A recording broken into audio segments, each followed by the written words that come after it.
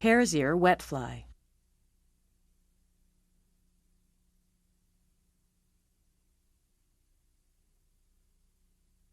Step 1. We're going to use a standard number 12 wet fly hook for this and some gray 6/0 thread. Just cover up the hook shank with it. Step 2. Now we're going to use a hen saddle feather for the tail.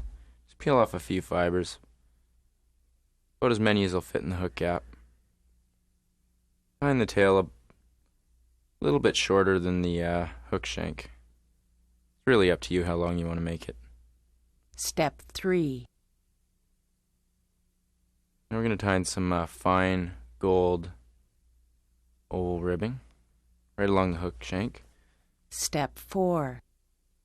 Now for the body, we'll use a bit of Antron rabbit blend. You can use natural rabbit, or you can use just Antron, or just about anything you want for the body, depending on the color you want to get. But being that this is a hare's ear, we'll use a hare's ear.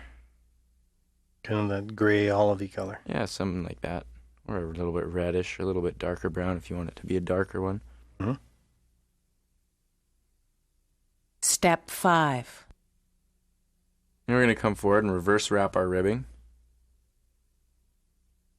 Not a bad idea to make this fly fairly thin, maybe a little thinner than this even, because it's going to be an emerging mayfly. That's why you want to keep it not too thick. Or an emerging caddis as well, either or. Try and tie your rib off on the side of the hook because of the wing we're going to tie in. It's a little easier to tie it in with the ribbing on the side. Step 6. Now we're going to come in with another hen saddle, speckled. Peel off one side of the feather and snip off the tip. We're going to tie it in tip first. Preferably peel the side away from you. And this just helps keep the fibers bending in the right direction and not creating too much bulk. We really don't want a lot of legs on this fly. So you didn't tear off the phyllo plume? No, you could to keep it neat, but I'll just keep it out of the way and tie it off there. Is that phyto or phyllo? Phyllo plume. Phyllo plume, good. There you go. Try and smooth up the head for tying in the wings. You want something smooth to tie onto. Step 7. Now for the wings, we're going to use a matched pair of turkey quill. So you actually buy them this way, don't you? Buy them Matched in pairs. Mm-hmm. Correct.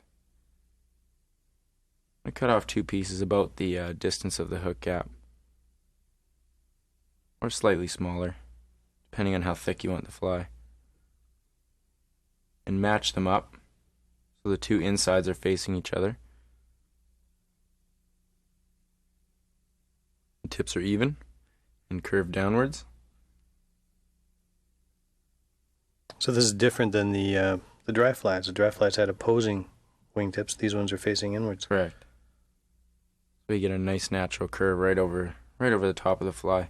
And a couple loose loops and pull down tight, but don't release your fingers. Make sure your thumb and forefinger stay pinching that material together.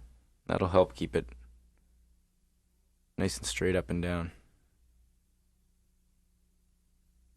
There we go. Step 8. And there you go, and whip finish. Yeah, in general, this is it's an emerging caddis or mayfly, so really you can use it both lakes and rivers, although I'd imagine it was maybe a little more in moving water. Really useful general purpose fly.